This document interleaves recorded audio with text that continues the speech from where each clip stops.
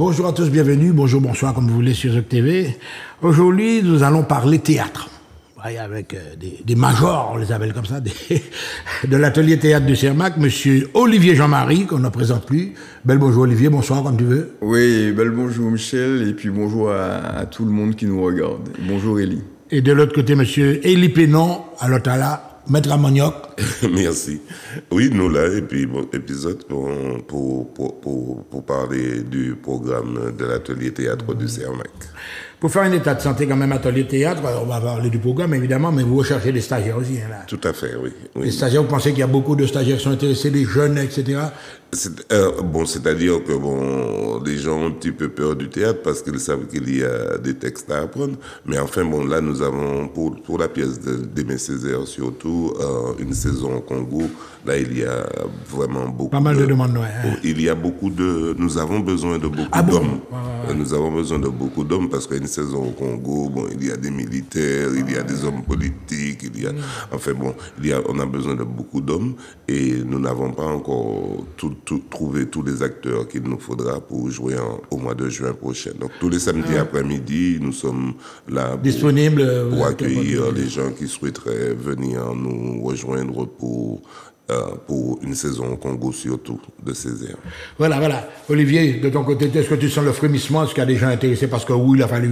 Mais un jour que tu te jettes à l'eau, est-ce que tu sens déjà le frémissement du côté des jeunes, du public? Ah oui, là, depuis, c'est ma deuxième année de théâtre, dans l'atelier théâtre du CERMAC, et je sens bien que là, on a de nouvelles productions là qu'on va justement partager avec le public, et donc on est très très enthousiastes. Tous les comédiens, toutes les comédiennes, tous les techniciens aussi sont très enthousiastes à l'idée de rencontrer le public. Voilà. Donc on va démarrer tout de suite avec le programme qui est proposé. Alors là, mesdames et messieurs, vendredi 2 février, que demande le peuple? Alors là, vous êtes peut-être bien placé, et Olivier, vous parlez de cette pièce, puisque elle est l'émanation d'un livre que vous avez écrit, Que demande le peuple, que je présente d'ailleurs à l'antenne là. Alors, que demande le peuple? Tu vas nous donner rapidement le contenu, ce que les gens pourront voir. Donc. Oui, le contenu, c'est à travers une histoire qui se déroule en France hexagonale et en Martinique en 2032. C'est toute la question de l'exercice du pouvoir. Donc, comment on exerce le pouvoir dans la cité, mais aussi dans l'entreprise.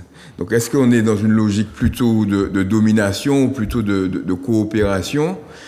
Et c'est un livre qui a été publié au mois de septembre et puis qu'Élie Pénon a adapté dans le cadre de la mise en scène qui sera présentée le 2. Alors, le 2 février, c'est déjà complet. Hein, il y a plusieurs dates. Alors, il y a le 2, le 7, le 8 mars, le 22 mars, le 23 mars.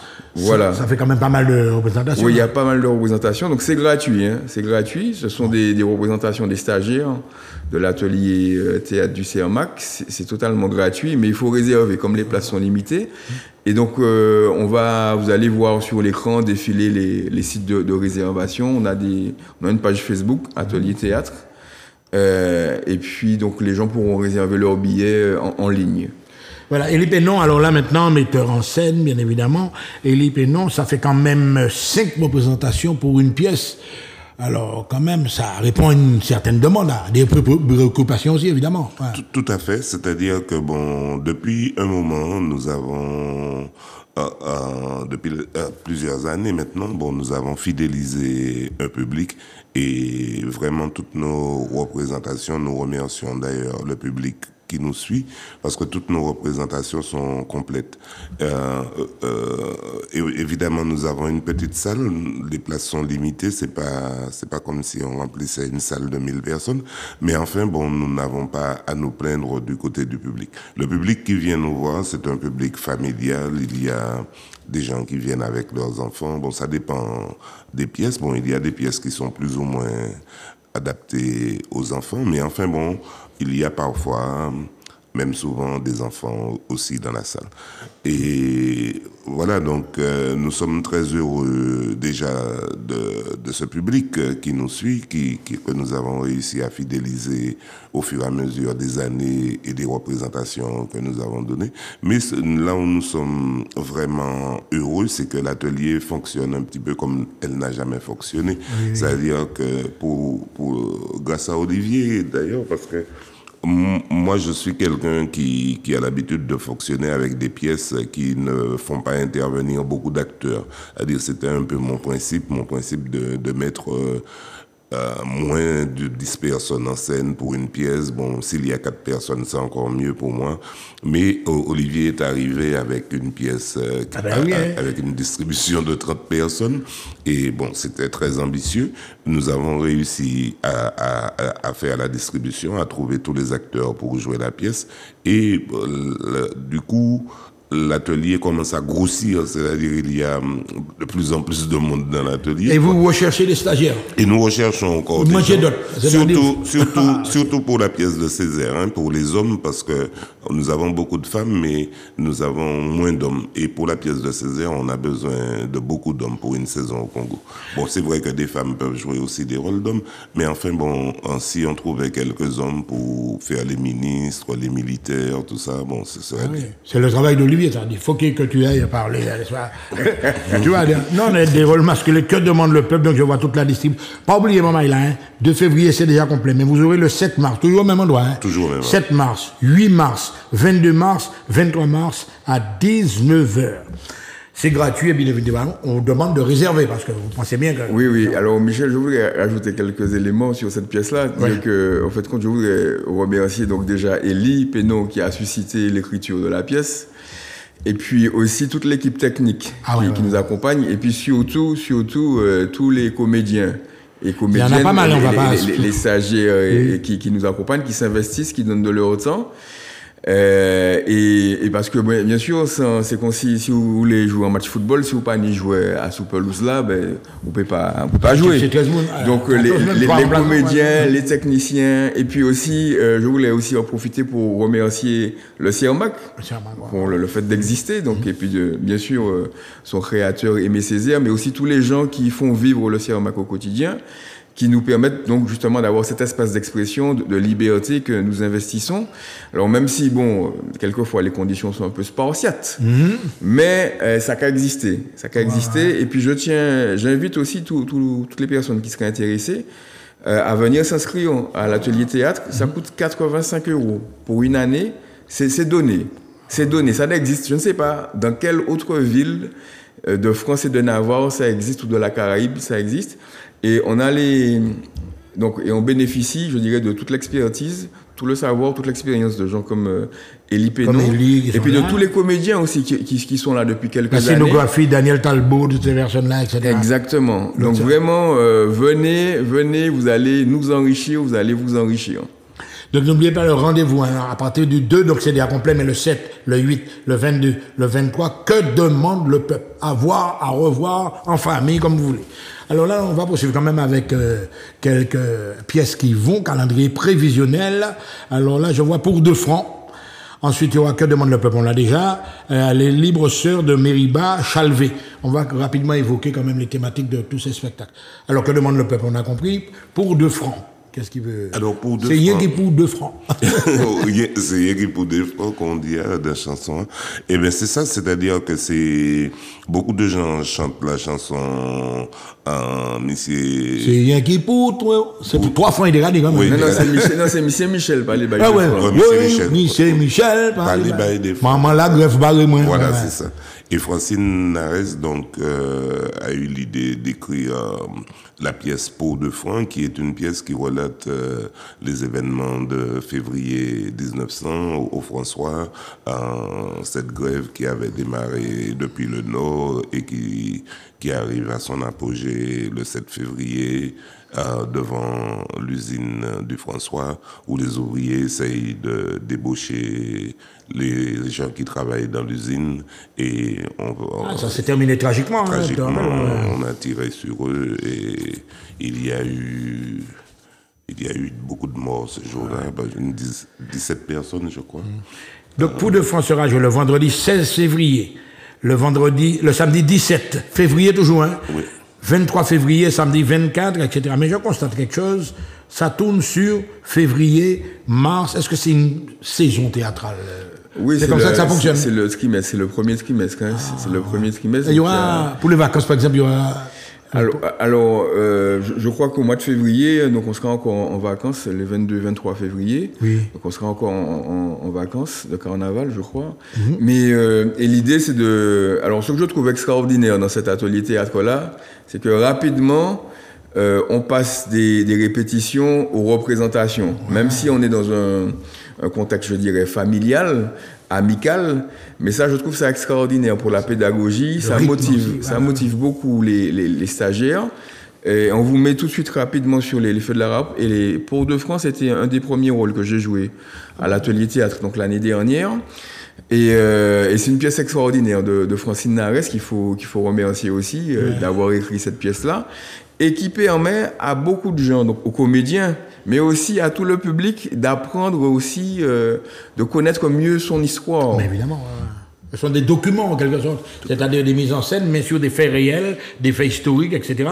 Le peuple s'enrichit. Le peuple va rigoler, mais il va également s'enrichir. Donc, Pour de fois pas oublier, vendredi 16 février, samedi 17 février, vendredi 23 février, samedi 24 février. Et alors là, je vois les Libres Sœurs de Mériba.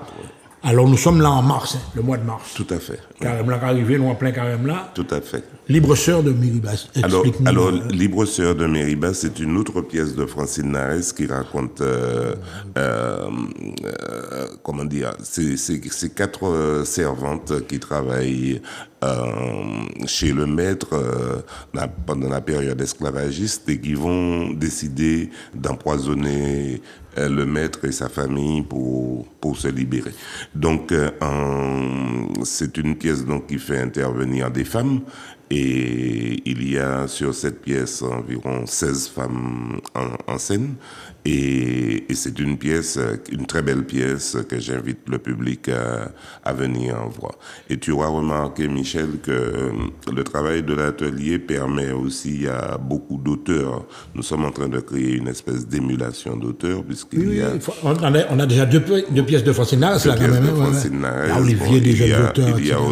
C'est-à-dire, il y a des jeunes auteurs qui commencent à écrire grâce au travail de l'atelier. Francine a écrit pour nous, Olivier écrit pour nous, mais cette année, nous avons pu aider beaucoup d'autres auteurs. Il y a aussi Arlette Pujard.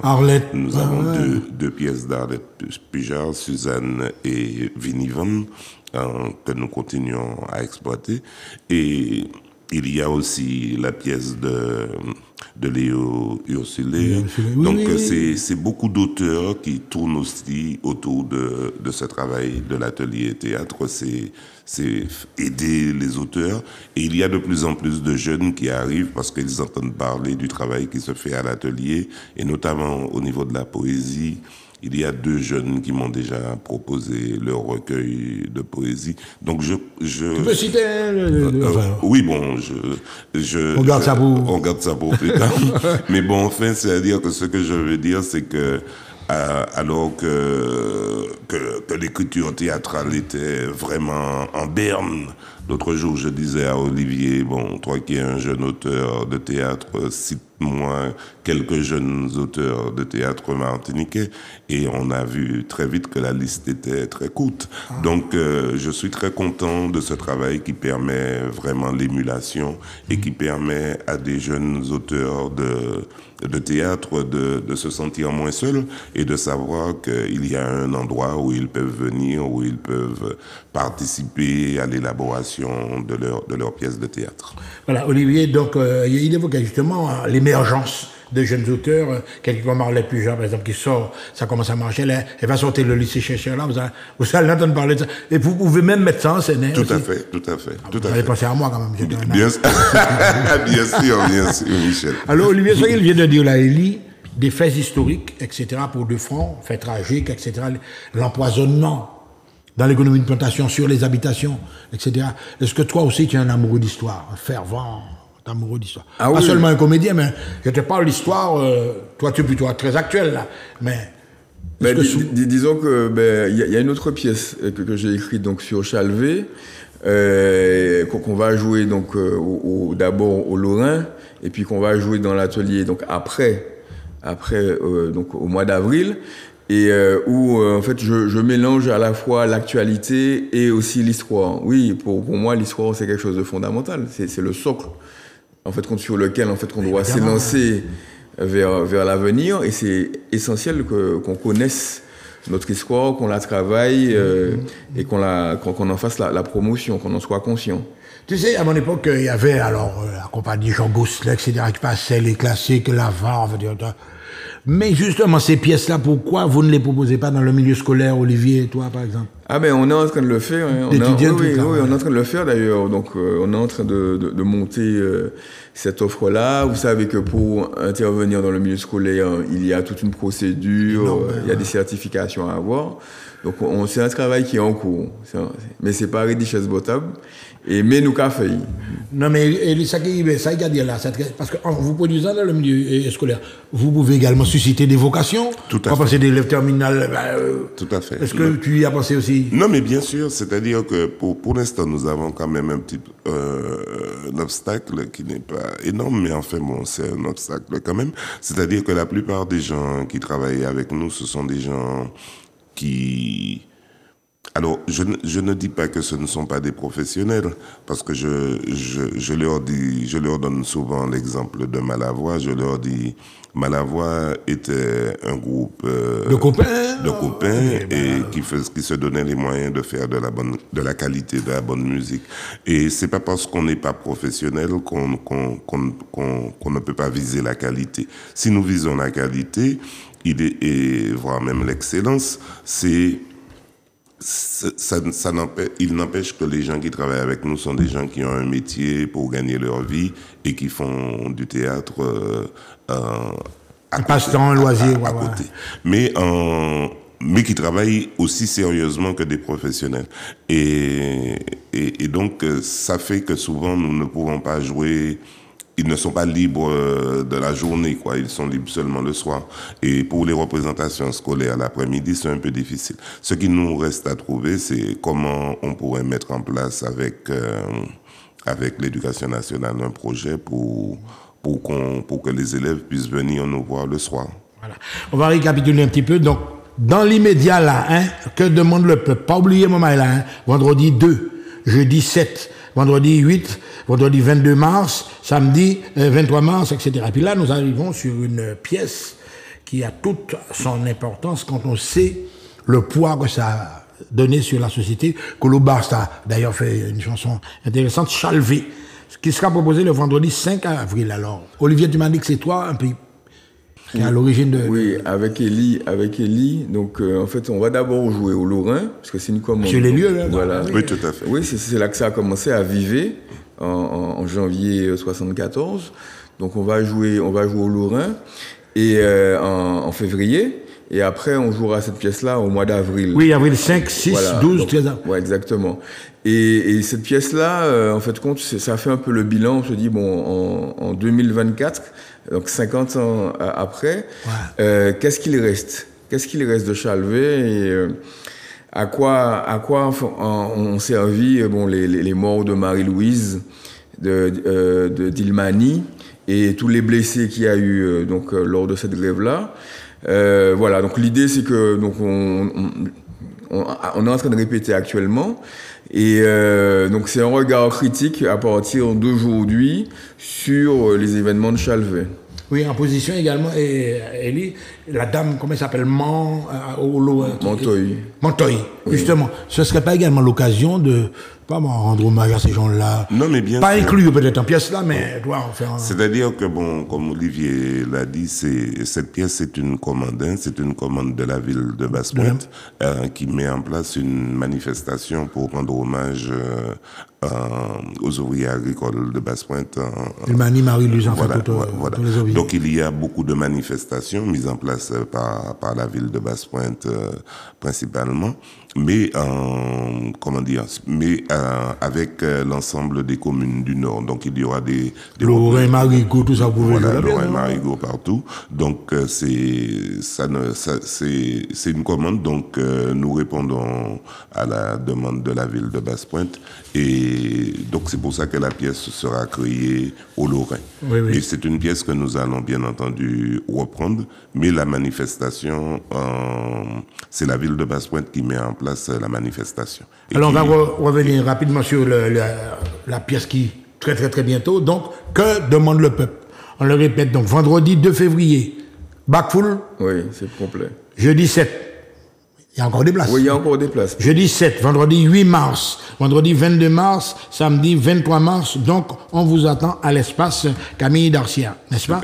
Alors là, vous êtes optimiste, vous savez le carnaval là, de laisser nous oublions le carnaval, nous arrêtons pendant la période du carnaval et on va reprendre après le carnaval. Ouais. On va reprendre après le carnaval. Ouais. Toi, Olivier, tu es optimiste parce que toi, il en va de ton... Ah oui, non, mais moi, là, les réservations, franchement... J'ai vu complet sur un des trucs là. Ouais. Oui, c'est complet pour le 2 février et les salles se remplissent, hein, les 7, 8, 22, 23, oui, ça se remplit déjà. Donc, tu sais que souvent, tu as des mêmes personnes qui reviennent voir la personne, ça vous aide. Oui, bien sûr. Et puis l'idée, c'est que, en fait, donc vraiment, j'invite les téléspectateurs et téléspectatrices à réserver rapidement parce que ça part vite. Ouais, ça part vite. Non, je n'ai vraiment aucune inquiétude parce que la pièce traite vraiment d'un sujet d'actualité. Ça parle des élections, de la participation aux élections, de la démocratie, de la vie de la démocratie en Martinique, en France aussi. Donc c'est quelque chose qui intéresse beaucoup de personnes. Voilà, on va terminer par l'appel que tu vas lancer aux stagiaires. Alors où c'est vous qui...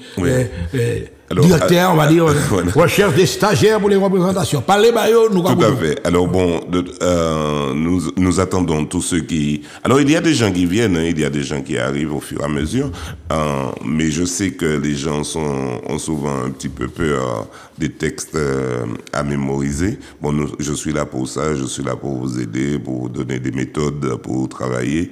Et vraiment, j'ai envie de faire une grande fresque pour Césaire, avec Et les chiens se taisaient qu'on va jouer. Mais Et les chiens se taisaient, on l'avait déjà joué l'année dernière. C'est Olivier qui joue le rôle du rebelle. Donc là, j'ai moins d'inquiétude puisqu'on avait déjà joué l'année dernière. Mais là, pour une saison au Congo, c'est vrai, je travaille sur le texte. Bon. Et je suis confronté à une distribution difficile, c'est-à-dire que... Tu lances un appel aux hommes. Voilà. Alors, nous besoin de noms voilà, nous n'y avons pas femmes à dans groupe noir, mais nous besoin des noms pour faire les militaires, pour faire les hommes politiques, pour faire les ministres, tout ça, pour faire le secrétaire général des Nations Unies. Bon, enfin, il y a le personnage politique à dans une saison au Congo, et content si nous t'es arrivé d'y rassembler comme nous pour nous faire un bel hommage à Césaire. En tout cas, merci messieurs, merci en pile, merci Olivier, merci Elie. Vous avez compris, hein, nous besoin d'hommes, nous besoin de comédiens, mais le programme il est là, il est alléchant. Suivez le guide, on ouaille. À très bientôt.